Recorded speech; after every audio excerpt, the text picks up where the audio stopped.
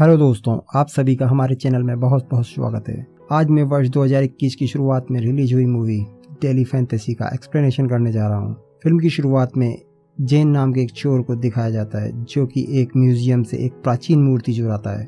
हमें पता चलता है कि मूर्ति कोई साधारण मूर्ति नहीं है, इसमें कुछ जादुई शक्तियाँ हैं जो इसे चुराने वालों को शाप देती है। अतीत में कई लोगों ने इसे चुराया है और वो सभी पागल हो गए हैं।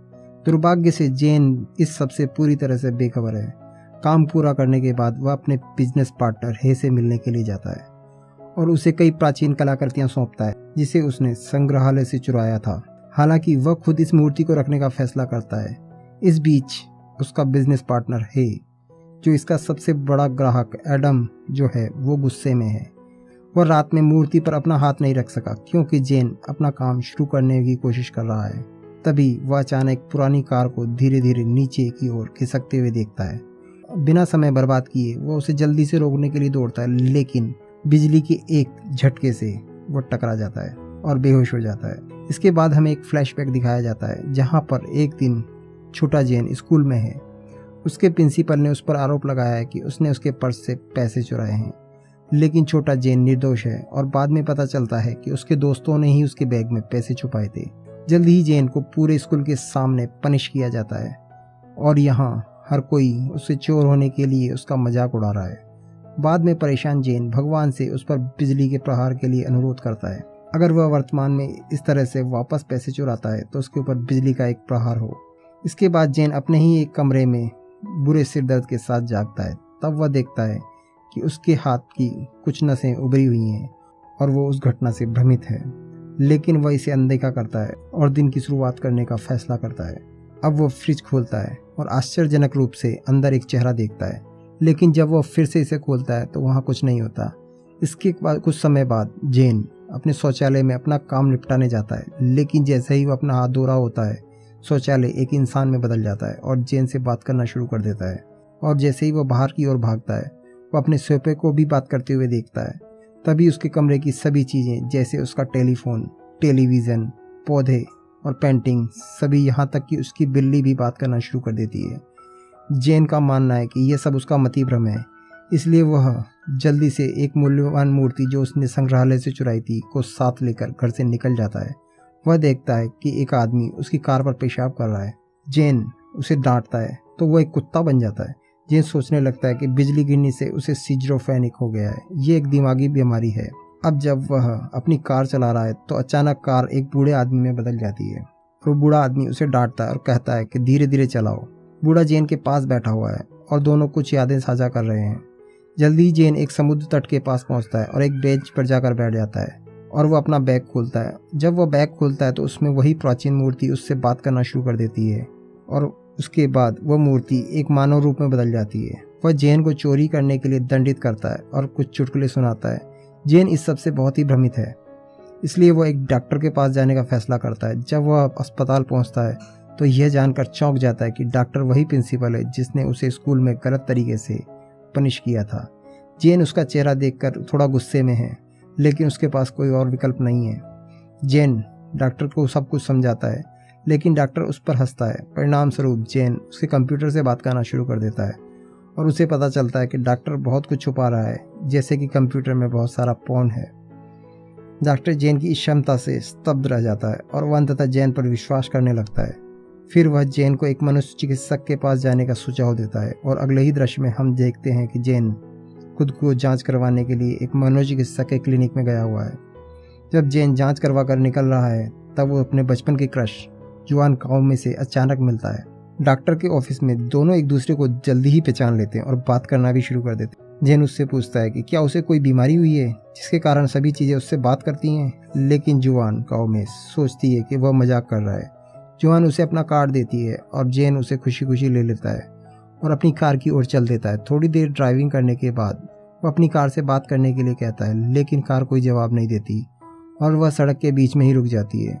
और जेन जब देखने के लिए कार से उतरता है तो इंजन अचानक फट जाता है और सौभाग्य से जेन उछलता हुआ दूर जाकर गिरता है और उसे केवल मामूली चोटें लगती हैं, पर मूर्ति भी बरकरार रहती है।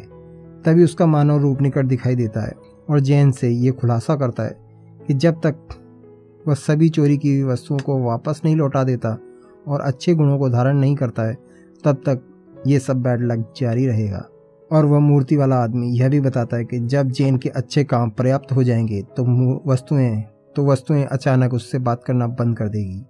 इसके बाद जेन किसी कार मरम्मत वाले को बुलाता है और उसकी कार को एक गैरेज में ले जाया जाता है। जेन चाहता है कि उसकी कार ठीक हो जाए क्योंकि यह उसके लिए बहुत ही खास है, लेकिन उन मैकेनिक्स में से एक मैकेनिक उसे बताता है कि इस कार के पुर्जे ढूंढना अब डायनासोर ढूंढने के बराबर है। और इसके बाद जेन बहुत भारी मन के साथ अपनी कार को क्रैश में देने के लिए सहमत हो जाता है। अब इसके बाद जेन गैराज से लौट रहा है तो सड़क पर उसे एक अजीब लाल मुखौटा दिखता है जो उत्सुकता से जेन उठा लेता है, लेकिन मुखौटा जेन से बात करना शुरू कर देता है। इसके तुरंत बाद जेन इसे वापस फेंक देता है। इससे मुखौटा टूट जाता है। इसके बाद मुखौटा जेन को 4 लुटेरों के बारे में बताता है जो एक ज्वेलरी की दुकान से लूट करने के लिए जा रहे हैं। अगले दृश्य में वही 4 लुटेरे अपनी डकैती पूरी करने के लिए ज्वेलरी स्टोर की तरफ जाते हुए दिखाई देते हैं। उनमें से एक लुटेरे ने अपना मुखौटा खो दिया है, इसलिए उसने एक महिला का अपहरण कर लिया और अपना चेहरा छुपाने के लिए उस महिला का अंडरवियर वो छीन लेता है। जब वो दुकान पर पहुंचते हैं तो पाते हैं कि कई पुलिस वाले पहले ही उनका इंतजार कर रहे हैं। यहाँ दृश्य कुछ घंटे पहले का दिखाया जाता है, जहाँ जेन एक पुलिस स्टेशन में पुलिस को सूचित कर रहा है और सूचना पाने वाला इंस्पेक्टर इस बारे में सोचता है कि क्या जेन मानसिक तौर पर अस्थिर है। लेकिन जेन ऑफिस की मेज से बात करने की अपनी क्षमता का उपयोग करता है और वहाँ पर सभी चीज़ों को प्रकट करना शुरू कर देता है। जल्दी इंस्पेक्टर अपना मुंह बंद कर लेता है और उसे विश्वास हो जाता है कि जेन सच कह रहा है। इसके बाद पुलिस द्वारा लुटेरों को पकड़ लिया जाता है। इंस्पेक्टर जेन को अपने रिश्तेदार को फ़ोन करने के लिए कहता है और उसे चिकित्सा सहायता की आवश्यकता है ये भी बताता है। इसके बाद जेन जुआन काओमे को कॉल करता है, जो थोड़ी देर बाद पुलिस स्टेशन आती है और पुलिस को आश्वस्त करती है कि उसका दोस्त वास्तव में बीमार है। इसके बाद दोनों एक समुद्र तट पर जाते हैं, जहां जेन उसे अपने आसपास की हर चीज़ के बारे में बताता है। हालांकि जैसे हर कोई, जुआन काओमे भी उसकी कहानी पर विश्वास नहीं करती और दावा करती है कि उसे सिजोफ्रेनिया हुआ है, और वह फिर उसे सामान्य सुनवाई के बाद वापस लाने में मदद के लिए सहमत हो जाती है। और वह उसे फिर काउंसलिंग के बारे में बताती है और उसके काउंसलिंग के बाद जेन उसके साथ सहमत हो जाता है और जेन बीमार होने की बात और उसकी हेल्प दोनों को स्वीकार कर लेता है ताकि वो उसके करीब पहुंच सके। इसके बाद जैसे ही जेन बेंच से उठता है, एक बिजली का झटका बेंच पर गिरता है और बेंच टूट जाती है। अब बेंच का मानव रूप जेन का पीछा करता है और कहता है कि उसकी वजह से उसका ये हाल हुआ है। जेन एक बार फिर सभी चोरी की हुई वस्तुओं को छुटकारा पाने का फैसला करता है और वह उस मूर्ति के साथ शुरू करता है और वह इसे संग्रहालय में वापस रख रहा है। अब मूर्ति का मानव रूप प्रकट होता है और जेन को बताता है कि इससे कुछ भी नहीं बदलने वाला है, क्योंकि इसे भले ही वो कर रहा है, लेकिन बावजूद इसके जेन मूर्ति को वापस रख देता है और घर लौट आता है। अगले दिन डॉन भाई हे को पता चलता है कि मूर्ति को संग्रहालय में वापस रख दिया गया है, और यह भी पता चलता है कि उसने इसके लिए पहले ही आधा पैसा ले लिया है और इन्वेस्टर द्वारा इसे जल्द से जल्द डिलीवर करने के लिए मजबूर किया जा रहा है। कहीं और दिखाया जाता है कि जुआन काओमे अस्पताल में सभी डॉक्टरों के साथ जेन की कंडीशन पर चर्चा करने के लिए एक मीटिंग बुलाती है। हालांकि सभी ने उसके दावों को खारिज मान लिया है कि जेन झूठ बोल रहा है, लेकिन बाद में प्रिंसिपल अपनी सीट से उठता है और बताता है कि वह काओमे पर विश्वास करता है। यहाँ सभी अन्य डॉक्टर इससे आश्चर्यचकित हो जाते हैं, लेकिन जुआन काओमे नहीं, और प्रिंसिपल के समर्थन से वो खुश होती है। जेन रात में अपने एक पुराने मंदिर में चोरी की गई हुई किताब को लौटाने के लिए जाता है। वो वहाँ कुंफू का प्रैक्टिस करने वाले कुछ भिक्षुकों को देखता है, लेकिन बाद में उसे पता चलता है कि ये सभी भिक्षुक मूर्तियाँ हैं। जल्दी वह मुख्य भिक्षु से मिलता है और उसे किताब लौटा देता है। उसके इस सही काम के लिए जेन की प्रशंसा करता है। अगले दिन काओ में जेन की कंडीशन को ठीक करने के विचार के साथ एक खुले मैदान में उसे लेकर जाती है, क्योंकि बारिश होने वाली है, और वह वहां पर एक एंटीना उसे पहनाती है क्योंकि बिजली उस पर एक बार फिर से गिरे और उसकी बीमारी ठीक हो जाए। लेकिन दुख की बात यह है कि योजना विफल हो जाती है, क्योंकि जेन एक बार फिर हिट होने से डरता है। जब वे जेन और काओमे दोनों लौटते हैं, तब जेन काओमे को स्कूल के दौरान उसके साथ अच्छा व्यवहार करने के लिए थैंक्स कहता है, क्योंकि वही एकमात्र छात्रा थी जो मानती थी कि जेन निर्दोष है जब प्रिंसिपल ने उस पर पैसे चुराने का आरोप लगाया था। इसी बीच जुआन काओमे उससे पीली छतरी के बारे में बताती, जिसे वह हर जगह ले जाती थी, लेकिन बाद में पता चलता है कि कुछ साल पहले वो पीली छतरी चोरी हो गई है।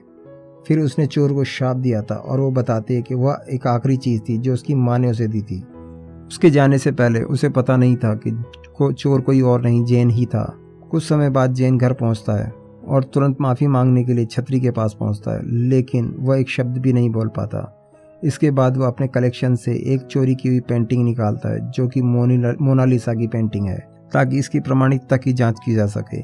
एक संग्रहालय में एक विभाग का प्रमुख एडम के साथ परामर्श करने के बाद हमें पता चलता है कि एडम आर्ट गैलरी का उपयोग करके अपना इलीगल बिजनेस रन कर रहा है।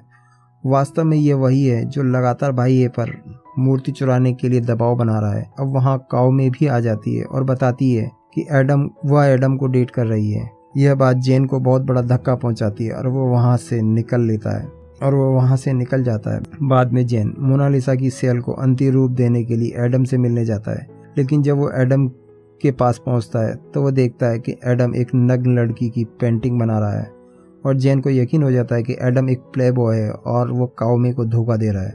अब वो घर पर आ जाता है और वह उदास और इस बात पर विचार कर रहा है कि काओमे को इसके बारे में बताए या नहीं, लेकिन जेन का हाउस प्लांट उसे सुझाव देता है कि अगले दिन वो अपना मुंह बंद ही रखे।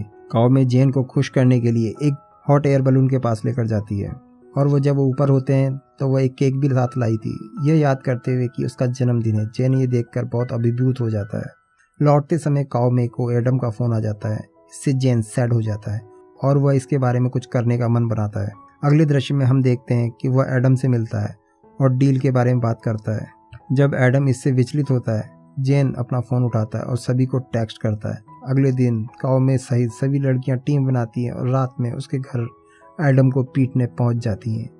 जेन काओमे को उसके दिमाग से निकालने के लिए एक क्लब में लेकर जाता है। वहाँ दोनों घंटों तक डांस करते हैं और पीते हैं। बाद में काओमे को उसके घर पर वापस लेकर जाता है क्योंकि वो खड़े होने में भी असमर्थ है। इसके बाद दोनों रात भर टीवी देखते हैं। अगले दृश्य में हम देखते हैं एडम गुस्से में भाई है से मदद मांगता है और उसे जेन का सीसीटीवी फुटेज दिखाता है। उसकी सभी गर्लफ्रेंड को फ़ोन करने से उसे पता चलता है कि पिछले कुछ दिनों से वह जेन का पीछा कर रहा है और वह जेन की शक्तियों के बारे में भी जानता है और इसके बारे में भाई है को बताता है। अगले दृश्य में जेन को दिखाया जाता है। जेन खुद पर विश्वास नहीं करता है, लेकिन जेन के घर पर जितनी भी चीज़ें हैं सभी उसको समझाती हैं कि जेन को खुद पर विश्वास होना चाहिए और वो इसके बाद इन सभी बातों पर सहमत हो जाता है। अब वो काओमे से मिलता है और बताता है कि वह बीमार नहीं है। वह उसे अपनी शक्तियों के बारे में भी बताता है और साथ ही साथ वो उसे पीला छाता भी देता है और बताता है कि कुछ साल पहले उसने ही इसे चुराया था। वह माफ़ी मांगने की कोशिश करता है। काओमे जेन से रिक्वेस्ट करती है कि जेन उसकी छतरी से बात करके बताए कि उसकी माँ के अंतिम शब्द क्या थे, लेकिन छाता बात करने से कर देता है ताकि काओमे उस पर विश्वास ना कर सके। काओमे जेन को झूठा कहती है और गुस्से से वहाँ से चली जाती है। अब जेन बहुत सैड है और घर लौटता है और वो नोटिस करता है कि उसके भौं पर उभरी हुई आखिरी नस भी गायब हो गई है। इसका मतलब है कि उसके सभी कर्ज चुका दिए गए हैं और अब वो वस्तुओं से बात नहीं कर सकता। जैसे ही वो अपनी जीत के लिए खुश होता है, उसे भाई का फ़ोन आता है जो उसे बताता है कि उसने काओमे को किडनैप कर लिया है।